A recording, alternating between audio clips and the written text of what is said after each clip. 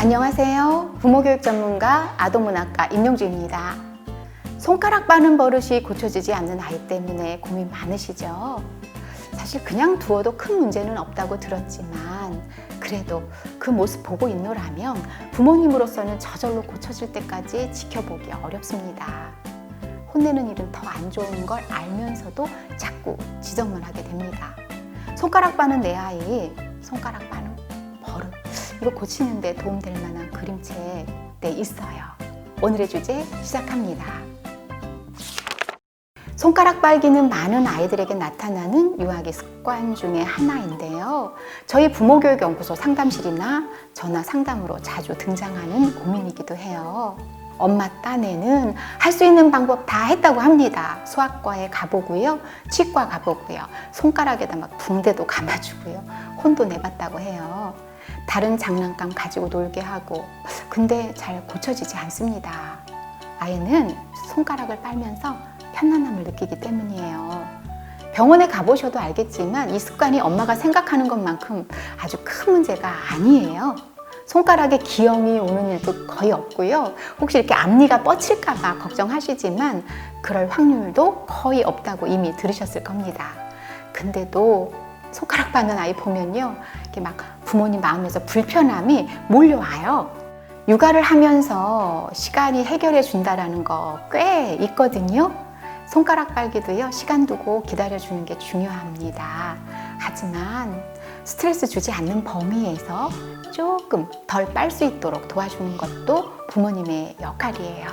손가락 빠는 아이와 관련된 그림책으로 아이에게 나만 그런 게 아니구나, 이렇게 안심을 주면서도 객관적인 입장에서 바라보는 기회를 갖게 해주면 도움이 될 거예요. 사람은 왜 자신과 비슷한 행동하는 사람 만났을 때 편안함 느끼고 또 그 사람 보면서 고쳐야 할 행동이 뭐구나 라는 걸 객관적으로 보게 되거든요. 지금까지 손가락 빠는 것을 멈추게 하려고 많은 시도를 했다면 이제 손가락 빠는 아이에 대한 그림책을 보여주고 들려주세요. 그리고 나머지는 아이의 몫으로 남겨두면 어떨까요?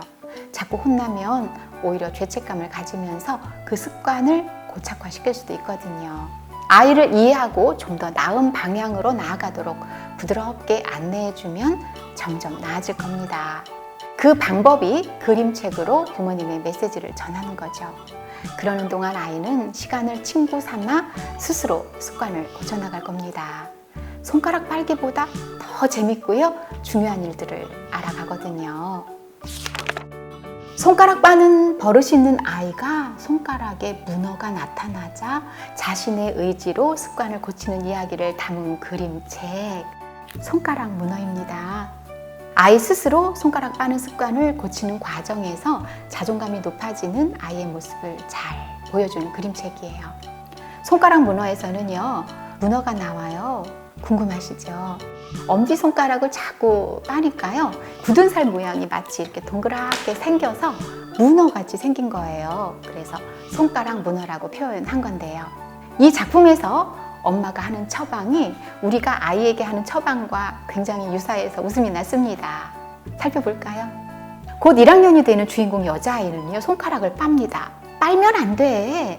엄마가 붕대를 감고요, 언니는 겨자를 바르고요, 아이는 손가락을 안 빤다고 맹세했지만 어느새 손가락이 입속으로 쏙 들어가네요.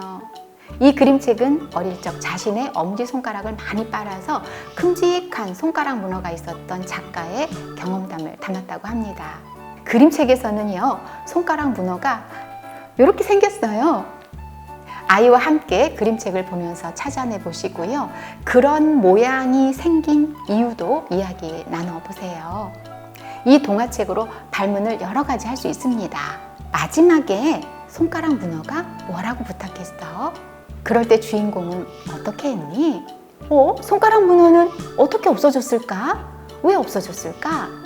아이와 함께 어린 시절로 돌아가 보세요. 손가락 문어를 읽으면서 손가락 빨았던 경험을 한 부모님이라면요, 아마 부모님이 먼저 그 동화에 쏙 빠지게 되실 텐데요. 그렇다면 아이의 손가락 빠는 습관을 좀 더 이해하고 습관 고치기를 도와줄 수 있을 겁니다. 아이가 손가락 빠는 순간 시도해 볼 수 있는 팁 제가 정리를 해드릴게요. 첫 번째로 다른 활동 하는 겁니다. 많이 알고 계시죠? 특히 아예 두 손을 쓰는 활동이 좋습니다. 점토놀이, 손바닥치기 있죠? 이런 것들. 그 다음에 이거리, 저거리, 각거리 이런 놀이가 있습니다. 아이들이 손을 많이 쓸 수 있게 해주시고요. 만약에 잠잘 때 손가락을 빠는 아이라면 잠들 때 안아주십시오. 부모님이 함께 하지 못하신다고요? 그러면 그 자리에 아이가 좋아하는 큰 인형. 왜냐하면 이렇게 안거나 손에 감싸도록 하는 게 도움이 되거든요. 두 번째로 작별 인사 세레머니 좋아요. 어떤 거냐면요. 작별 인사 있잖아요. 안녕, 안녕 하는 거. 아기, 안녕. 젖병, 안녕. 기저귀, 안녕. 손가락 빨기, 안녕. 이렇게요. 굉장히 재밌어 하면서 이 안녕 세레머니가 효과가 있을 겁니다. 마지막으로요. 손가락 빠는 게 이미 습관으로 굳어져서 다른 사람들이 있을 때도 빤다면 어떻게 할까요? 라는 질문 하시는데요. 다른 사람이 있을 때 직접적으로 말하면 아이가 창피함 느낄 수 있어요. 그러니까 평소에 이걸 인정하고 아이와 신호를 함께 만드는 겁니다. 네가 손가락 빨 때 엄마가 엄지척 할게. 뭐 이렇게 아이와 같이 만든 신호를 보내는 겁니다.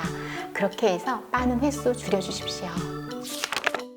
영유아기에 좋은 습관 형성하도록 하는 데는 노력과 시간이 필요합니다.